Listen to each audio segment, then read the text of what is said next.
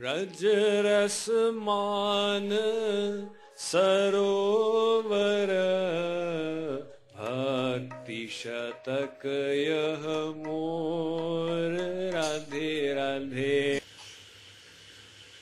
इसीलिए तुलसीदास जी महाराज यद्यपि जगह जगह पर दैन्य भाव से प्रार्थना करते, हे भगवान मैं कुटिल हूं, खल हूं, कामी हूं, लेकिन एक जगह वो वास्तविकता बताते, अब मैं तो ही जान्यो संसार, बांधी न सकई मोही हरि के बल, प्रकटे कपट आगार, अब मैं तो ही जान्यो संसार।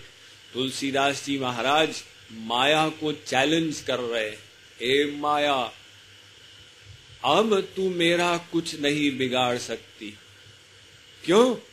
अब मुझे हरि का बल मिल गया, यानी वो योग माया मिल गई।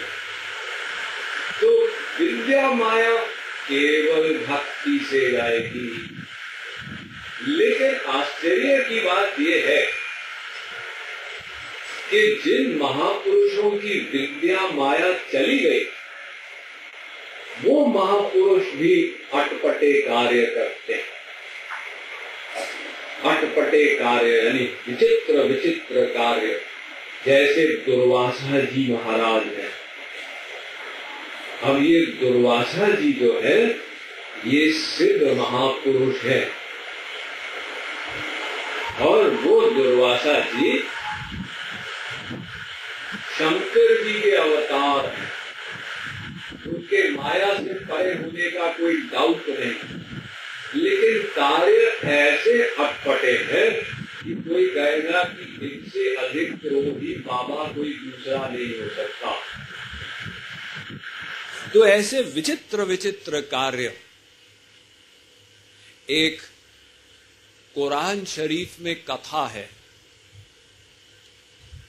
एक हजरत मूसा थे मोहम्मद साहब से भी पहले, लेकिन मोहम्मद साहब के बाद किसी पैगंबर को नहीं मानते। तो हजरत मूसा को इस्लाम धर्म भी स्वीकार करता है, यहूदी धर्म भी स्वीकार करता है, एवं ईसाई क्रिश्चियन धर्म भी स्वीकार करता। तो हजरत मूसा के संबंध में कथा है कि वो एक सिद्ध फकीर अल खिज्र के पास गए और उन्होंने कहा, हम आपके साथ रहना चाहते हैं, आपसे प्रेरणा प्राप्त करना चाहते हैं। अल खिज्र ने कहा, रह तो सकते हो, लेकिन एक शर्त रहेगी, तुम हमारे किसी भी कार्य में बुद्धि नहीं लगाओगी, वरना हम तुमको फिर भेज देंगे। हजरत मूसा ने कहा, बिल्कुल नहीं लगाएंगे। तो अब वो उनके साथ में रहने लगे। तो अल खिज्र कहीं समुद्र के तट पर जा रहे थे, वहां पर राजा का एक जहाज, समुद्री जहाज खड़ा था। अल खिज्र ने उसमें छेद कर दिया और वो जहाज पानी में डूब गया।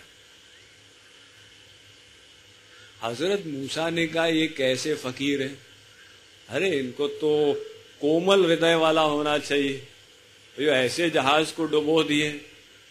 लेकिन इन्होंने कहा था बुद्धि मत लगाओ, तो अब चुप रह जाते और आगे गए। एक छोटा सा बच्चा था, अल खिज्र ने उसकी हत्या कर डाली। फिर हजरत मूसा की बुद्धि लगी, लेकिन उन्होंने कहा, अरे इन्होंने कहा बुद्धि मत लगाओ, तो चुप बैठे रहो। फिर और आगे गए, एक घर था, उसकी दीवार टूटी हुई थी। अल खिज्र उसकी मरम्मत करके उसको ठीक करने में लग गए। अब हजरत मूसा से रहा नहीं गया, उसने कहा, हुजूर आपके कार्य तो बहुत ही अटपटे, मुझे लगता है कि आपका चारों ढीले नहीं तो कम से कम 2 स्क्रू तो ढीले होंगे ही।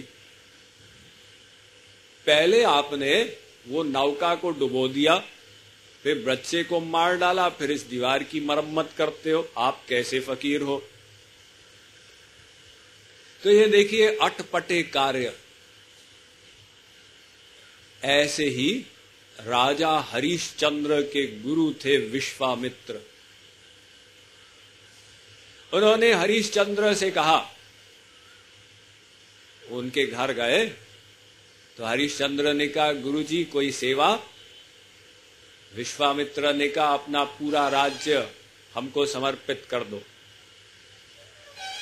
तो हरिश्चंद्र पक्के चेले थे, उनने कहा, गुरुजी बिल्कुल सर्व समर्पण, सब ले लो। तो विश्वामित्र ने कहा कि वो तो ठीक है, तुमने समर्पित कर दिया, अब राज्य हमारा हो गया, लेकिन दान के साथ दक्षिणा भी होनी चाहिए। अब दक्षिणा दो मुझे। तो हरिश्चंद्र ने कहा, क्या दक्षिणा? मुझे 10,000 सोने की मोहरें दो। हरिश्चंद्र ने कहा, अब कहां से इकट्ठी करें 10,000 मोहरें? गुरु की आज्ञा है, इसका पालन होगा। उन्होंने अपने आप को बेच डाला। किसी एक शमशान घाट में वो किसी के यहां गुलाम बन गए और पत्नी और बच्चे को भी बेच दिया। ये जितना हुआ वो गुरुजी को दे दिया, फिर भी गुरुजी की दक्षिणा पूरी नहीं हुई।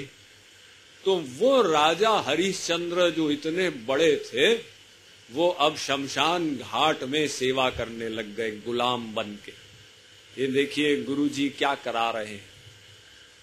इतने में भी विश्वामित्र को संतोष नहीं हुआ। उसके बाद विश्वामित्र सांप के रूप में आए और हरिश्चंद्र का बेटा जो मां के साथ रहता था, उसको डस के उसको मरवा डाला। तो हरिश्चंद्र की पत्नी बेटे के शरीर को जलाने के लिए शमशान पर लाई। तो वहां पर अब उसके पास पर्याप्त पैसे नहीं थे, तो क्या किया जाए? हरिश्चंद्र ने कहा, हम तो गुलाम हैं, जो यहां का टैक्स है भरना होगा। तो पत्नी ने कहा, मेरे पास और कुछ है नहीं, ये वस्त्र है। हरिश्चंद्र ने कहा, इसी को दे दो। अब वो पत्नी वस्त्र उतारने वाली थी, इतने में विश्वामित्र गुरुजी वहां पे पहुंच गए।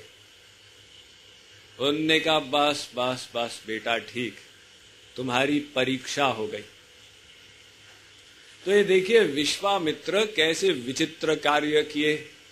दुर्वासा जी, ऐसे जो कार्य हैं, तो कृपालु जी महाराज कहते हैं कि हरि हरिजन के अटपटे, ये जो अटपटे कार्य हैं, इनको बुद्धिमान लोग भी नहीं समझ पाते। इन कार्यों को एक रसिक संत की कृपा से ही समझा जाता।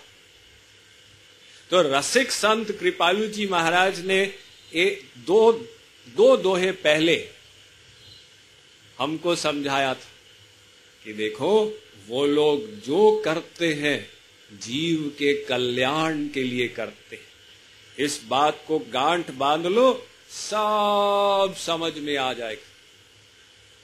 वो जो अल खिज्र थे, हजरत मूसा ने कहा, आपने ऐसा क्यों किया? अल खिज्र ने कहा, भाई देखो, अब तुमने पूछा तो हम बताते हैं।